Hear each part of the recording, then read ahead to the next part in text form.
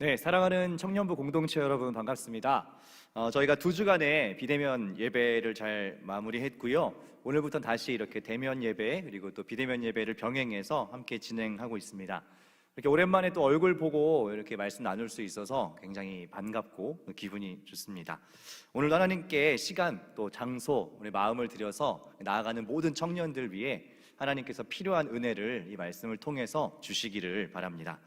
오늘도 좀 힘차게 함께 인사했으면 좋겠습니다. 제가 늘 즐겨하는 인사법인데요. 우리 주먹을 좀 가볍게 이렇게 드시고 우리 래퍼 스타일로 한번 인사해 보도록 할게요. 우리 형제분들 또 자매분들 한 번씩 제가 이렇게 말을 걸어드릴 때 같이 요 형제요, 요 자매요 이렇게 같이 인사해 주시면 좋겠습니다. 요 형제요. 예, 좋습니다. 우리 자매님들 요 자매요. 예, 아직은 형제분들이 조금 더 패기 있게 반응해 주시는 것 같습니다. 우리가 2월부터요 계속해서 시리즈 설교 마가의 예수 이야기라는 주제로 설교를 하고 있습니다. 오늘이 벌써 7번째 시간인데요. 그동안 우리가 들었던 이야기들을 조금 정리해 보면 좋을 것 같습니다. 우리가 첫 주에는 마가복음 전체를 이제 관통하는 마가의 어떤 복음 이해에 대해서 이야기를 나눴었고요. 둘째 주에는 나병 환자의 치유를 통해서 수용이라는 것을 함께 나눴습니다. 셋째 주에는 안식일의 두 사건을 통해서 안식이라는 것이 하나님 나라를 살아가는 그 모든 그리스도인들의 중요한 삶의 리듬이다라는 이야기를 드렸었고요. 넷째 주에는 군대 귀신 들린 사람을 고치시는 예수님을 통해서 한 영혼을 위해서 대가를 치르는 예수님을 우리가 보았습니다.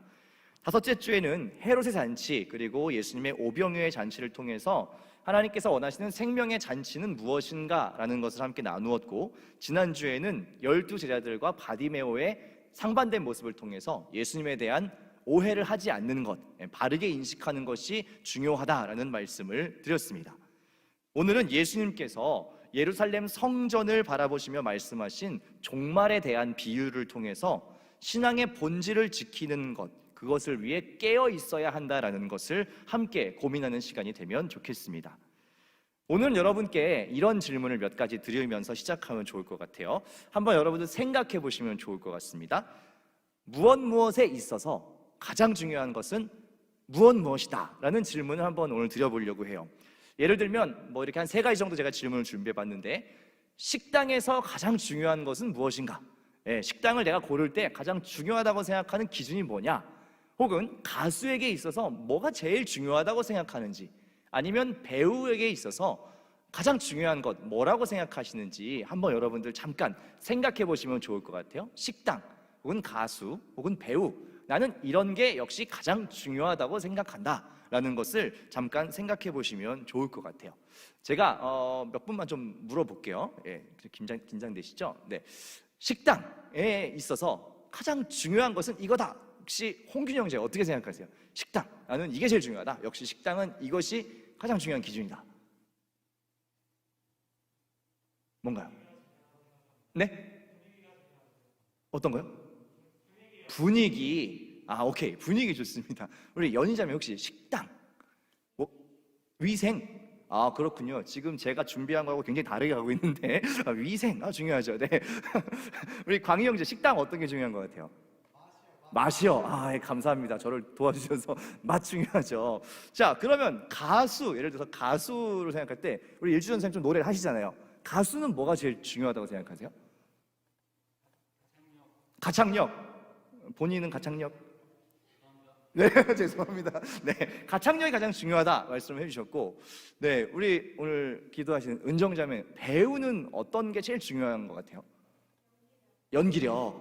예, 감사합니다. 사실 약속하진 않았지만 약속된 대답을 잘 해주셔서 그냥 감사하네요. 네, 여러분들도 각자 다 이렇게 지금 생각하신 바가 있을 거예요. 식당, 가수, 배우 그러면 역시 이게 제일 중요하지라는 것들이 있을 텐데, 많은 분들이 식당 그러면 일단 음식이 맛있어야 된다는 생각들을 가지고 계실 겁니다. 가수는 노래를 잘 해야 되겠고 배우는 연기를 잘 해야 된다라는 기준들이 다 있으시죠. 왜 그렇게 생각하느냐? 식당, 가수, 배우 각각 갖고 있는 중요한 본질적인 정체성이 있기 때문이지요. 물론 분위기도 필요하고 데코, 서비스 다 중요한데, 만약에 나머지가 다 좋고 음식이 정말 개떡같이 맛이 없다 이러면 여러분 거기를 한두 번 정도는 가시겠지만 꾸준히 계속 가시지는 않을 겁니다.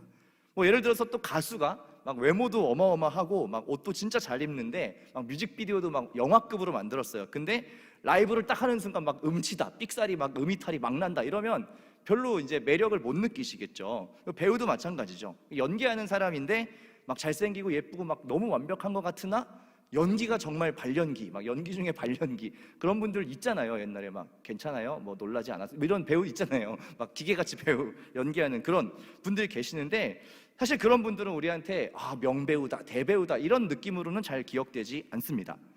무슨 이야기를 하고 싶은 거냐면 모든 일에는 다 본질적인 중요한 정체성이 있다라는 거예요.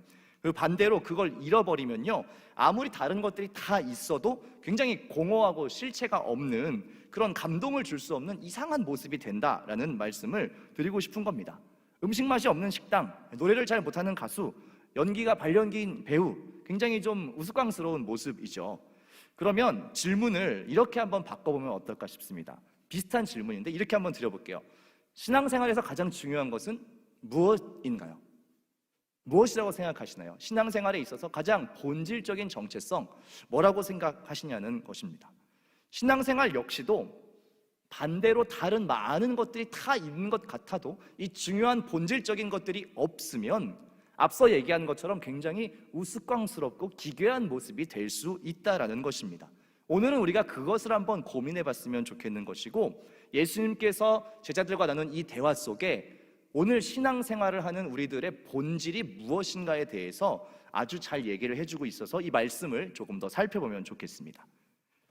오늘 우리가 함께 읽은 본문에서는 예수님께서 예루살렘 성전을 나오시면서 제자들과 나눈 대화입니다. 오늘 읽은 본문이요, 마가복음 13장 1절부터 시작이 되는데 성전에서 나오면서 시작한 대화입니다. 그러면 반대로 성전에 들어가는 장면도 있을 거 아니에요? 그게 어디부터 나오냐면 11장부터 나옵니다. 그러니까 11, 12, 13장 꽤 많은 분량을 할애해서 계속 성전이라는 이 공간을 들락날락 하시면서 예수님이 어떤 대화나 사건들을 계속 이어가시거든요. 우리 11장 11절, 15절, 27절이 성전에 들어가고 나오는 장면들이어서 이걸 한번 같이 읽어보면 좋을 것 같습니다. 11절은 우리 형제분들이 한번 읽어볼게요. 11절 같이 한 목소리로 읽겠습니다. 시작. 예수께서 예루살렘에 이르러 성전에 들어가사 모든 것을 둘러보시고 때가 이미 저물매 12제자를 데리시고 베다니에 나가시니라. 네, 성전에 들어가는 장면 나오고 나오는 장면도 있죠. 자, 15절은 우리 자매분들이 한번 읽어볼게요. 함께 읽겠습니다. 시작. 그들이 예루살렘에 들어가니라. 예수께서 성전에 들어가사 성전 안에서 매매하는 자들을 내쫓으시며 돈 바꾸는 자들의 상과 비둘기 파는 자들의 의자를 둘러 엎으시며. 27절은 우리 같이 한번 읽어볼게요. 함께 읽겠습니다. 그들이 다시 예루살렘에 들어가니라. 예수께서 성전에서 거니실 때에 대제사장들과 서기관들과 장로들이 나와. 보시면 이 11장에서 예루살렘 성전에 계속 들어가시기도 하고 나오시기도 하면서 이 장소를 배경으로 여러 가지 이야기들을 나누시는 것을 볼 수가 있습니다. 성전 안에서 장사하는 사람들을 쫓는 장면도 있고요, 또 성전 안에서 종교 지도자들과 여러 가지 논쟁들을 하시는 장면도 나옵니다. 또 바로 직전 본문인 12장 마지막에 보면 이 과부가 두 렙돈, 작은 헌금을 하는 것을 보면서 이 사람의 마음의 중심이 훌륭하다라고 칭찬하는 이런 장면들도 있습니다. 이러한 여러 가지 성전 안에서의 일들을 마무리하고 이제 성전 밖으로 나오는 그 순간에 제자들 중에 한 사람이 예수님께 아주 엉뚱한 이야기를 하기 시작하는데 그것이 13장 1절의 말씀입니다. 우리 한번 같이 읽도록 하겠습니다. 시작. 예수께서 성전에서 나가실 때에 제자 중 하나가 이르되 선생님이여 보소서, 이 돌들이 어떠하며 이 건물들이 어떠하니까. 무슨 말이냐면 제자 중 한 명이 이 성전을 탁 나오면서 예수님께 이렇게 말을 하는 거예요. 예수님, 이 건물 한번 보십시오. 이 성전 한번 보십시오. 굉장하지 않습니까? 굉장하지 않습니까? 진짜 어마어마한 건물 아닙니까? 이렇게 물어보고 있는 거예요. 다시 얘기하면 이 제자가 이 성전의 멋진 모습을 보고 거기에 마음을 빼앗겨가지고 와, 진짜 대단하다 이렇게 생각을 하고 있는 것이죠. 왜 그렇게 놀랐냐 하면 정말로 이 성이 굉장히 잘 지은 성인데 헤롯 대왕이 다시 재건한 예루살렘 성전입니다. 헤롯 대왕에 의해서 재건된 이 성전은 그 터가 예루살렘 전체 땅의 6분의 1 정도 되는 굉장히 큰 크기였고요. 성전의 이 돌들도 막 가로 7m, 세로 막 2m 이렇게 되는 거대한 돌들을 쌓아 올렸고, 그리고 굉장히 이렇게 아름답게 잘 돌들이 쌓여 있어서 이렇게 멀리서 보면 마치 이렇게 파도가 있는 것 같은 이런 아름다운 무늬가 장식된 그런 곳이었다고 합니다.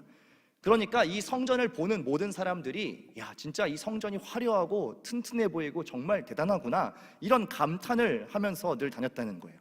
근데 오늘 예수님의 제자들도 그걸 보면서 야, 이 성전이 정말 어마어마하구나 라고 마음을 사로잡히는 거죠. 그래서 이렇게 물어보는 거예요. 주님, 어떻게 보십니까? 굉장하지 않습니까? 이렇게 질문을 했어요. 근데 예수님의 대답이 굉장히 냉정합니다. 2절에 이렇게 이야기합니다. 한번 들어보세요. 예수께서 이르시되 내가 이 큰 건물들을 보느냐? 돌 하나도 돌 위에 남지 않고 다 무너뜨려지리라 하시니라. 예수님 굉장히 시크하게 대답하셨어요. 너 지금 이 건물 보고 얘기하는 거냐? 이 건물의 아름다움을 얘기하는 거냐? 이거 하루아침에 다 무너질 것이야, 이렇게 얘기를 하는 거예요. 굉장히 분위기가 쌓여졌겠죠. 근데 저는 예수님이 이렇게 얘기할 수밖에 없다라고 생각해요. 왜냐하면 보세요, 11장, 12장 걸쳐서 여러 가지 사건들을 성전 안에서 계속 얘기했어요. 그리고 성전이 가지고 있는 이 여러 가지 문제점, 그 안에서 성전답지 않은 여러 가지 문제들을 계속 이야기하고 뭐가 잘못됐는지 짚어주셨어요. 근데 정작 제자들이 나오면서 하는 말이 진짜 멋있는 건물입니다, 주님, 이렇게 얘기를 하는 거예요. 그러니까 예수님 좀 답답하시겠죠. 그래서 얘기하기를 이 건물, 이 아름다움, 이 돌들, 이거 다 무너질 건데, 이렇게 이야기를 하고 있는 것이죠. 그 당시 유대인들에게는 어떠한 사상이 있었냐면 성전 불패주의라는 게 있었어요. 성전 불패주의. 왜 그런 게 있냐면 성전 자체가 우리를 지켜주고 보호한다라는 생각이 있었습니다. 그런 사상이 있었어요. 왜냐하면 여러분, 옛날 구약 시대의 이런 일들을 보시면 전쟁 나갈 때 뭘 가져가죠? 무기도 가져가지만 항상 뭘 가져가요? 하나님의 말씀이 담겨있는 언약궤라는 걸 가져가요. 근데 신기하게 언약궤를 가져가면 이기고, 이거를 놓고 가면 지고, 막 이런 일들이 생깁니다. 언약궤를 뺏기면 계속 지고, 이런 것들이 있으니까 그 당시에 구약 시대 이스라엘 사람들이 무슨 생각을 하냐면 아, 이 언약궤가 우리를 지키나 보다, 이런 착각을 해요. 사실 아니죠. 언약궤가 지키는 게 아니라 거기에 임하신 하나님이 지키시는 건데, 이 사람들이 그걸 이제 오해하기 시작하면서 나중에는 어떤 사상이 되냐면 성전 불패주의. 성전을 잘 만들어 놓고 하나님 모실 수 있는 좋은 세팅을 잘 해놓으면 절대 망하지 않을 거야, 우리를 지킬 거야 라는 이런 사상이 있었습니다. 그런데 이게 오래오래 지속돼 오면서 잘못된 관념이 된 거죠. 그러니까 오늘 예수님이 얘기한 그 여러 가지 성전에서의 대화의 핵심은 무엇이냐? 너희가 이 성전 불패주의를 버려야 된다. 너희들 정신 차려라. 이 성전이 너의 믿음과 신앙을 지켜주는 것이 아니다라는 이야기를 예수님 계속 하시는 거예요. 근데 정작 제일 가까이에 있는 등잔 밑이 어두운 제자가 건물 진짜 멋있죠, 이렇게 엉뚱한 얘기를 하니까 예수님이 그거에 대해서 아주 냉정하게 이거 다 무너질 건데 라고 이야기를 하십니다. 예수님의 이 예언은요, 사실 실제로 이루어집니다. 실제로 이루어져요. 예수님 이후 70년, AD 70년에 예루살렘 이 성전, 헤롯 성전은 로마의 장군인 티투스에 의해서 실제로 파괴됩니다. 완전히 다 부서지게 되는데, 그 당시 유대의 역사가인 요세푸스, 여러분 책 좋아하시는 분들 아마 관심 있게 읽으셨을 책인데, 이 요세푸스의 기록에 의하면 이렇게 써 있습니다. 화염이 치솟았을 때 그 성전이 폐허가 되고 있었다. 그리고 제사장까지 학살당했다. 건물이 세워져 있었다고 믿을 만한 근거를 찾아볼 수 없을 정도로 완전히 파괴되었다 라고 이 역사가인 요세푸스도 기록을 했습니다. 실제로 이런 일이 일어나기도 했고, 그 당시에 이 예수님의 이야기를 딱 들었을 때 제자들은 사실 굉장한 충격을 받았을 거예요. 실제로 무너진 이 예언이기도 하면서 그 당시 성전이 가지고 있는 본질을 잃어버린 이 잘못된 모습, 아까 우리가 이야기한 것처럼 본질적인 정체성은 잃어버리고 건물만 화려하게 높여놓은, 아주 아름답게 치장만 해놓은, 그러나 그 안에 일어난 일들은 아주 하나님께서 기뻐하시지 않는 일들 투성이인 이 성전의 이 불완전한 모습을 예수님이 얘기하고 있다는 것입니다. 그러면서 이어서 쭉 3절부터 무슨 얘기를 하시느냐? 마지막 때에, 종말의 때에 이런 일들이 있을 것이다라고 쭉 얘기를 하십니다. 징조와 환란들을 다 얘기하세요. 근데 너무 긴 내용이라 제가 한마디로 압축하면 이런 겁니다. 거짓 선지자가 나오고 전쟁이 일어나고 기근이 일어나고 신앙에 대한 핍박이 있을 것이다, 이렇게 이야기합니다. 이런 일들이 일어나는 걸 보면 마지막 때가 왔구나라고 너희가 깨달아라 라는 말씀을 주님께서 하십니다. 요약하면 신앙을 지키기가 편안하지 않은 시대가 곧 올 것이다, 그 마지막 때가 올 것이다 라는 이야기입니다. 그런데 이게 언제 오는지 알 수 없다는 게 문제죠. 정확한 날짜를 얘기하지도 않았고 그런 시기가 오긴 오는데 언제인지 알 수 없으므로 예수님께서 제자들에게 권면하시기를 33절, 이 말씀이 오늘 가장 중요한 말씀인데 이렇게 권면을 하십니다. 33절 함께 읽겠습니다. 주의하라, 깨어있으라, 그때가 언제인지 알지 못함이라. 예수님의 경고의 메시지는 이겁니다. 언제 그런 날이 오는지 알 수 없으니 주의하고 깨어있어라 라는 이야기를 하시는 겁니다. 그리고 한 가지 이야기를 들면서 왜 깨어있어야 되는가를 비유로 말씀하시는데요, 34절부터 37절까지의 말씀을 제가 한번 읽어볼게요. 한번 잘 들어보세요. 가령 사람이 집을 떠나서 타국으로 갈 때에 그 종들에게 권한을 주어 각각 사물을 맡기며 문지기에게 깨어있으라 명함과 같으니 그러므로 깨어있으라. 집주인이 언제 올는지, 혹 저물 때일는지 밤중일는지 다굴 때일는지 새벽일는지 너희가 알지 못함이라. 그가 호련히 와서 너희가 자는 것을 보지 않도록 하라. 깨어있으라. 내가 너희에게 하는 이 말은 모든 사람에게 하는 말이니라 하시니라. 한 집주인이 딴 나라로 가면서 종들에게 여러 가지 역할을 맡기는데 특별히 문지기한테 뭐라고 주문을 하냐면 깨어있어라 이렇게 얘기를 하는 거예요. 당연하죠. 문지기는 지키는 사람이잖아요. 그러니까 너는 졸지 말고 깨어있어라 라고 이야기를 합니다.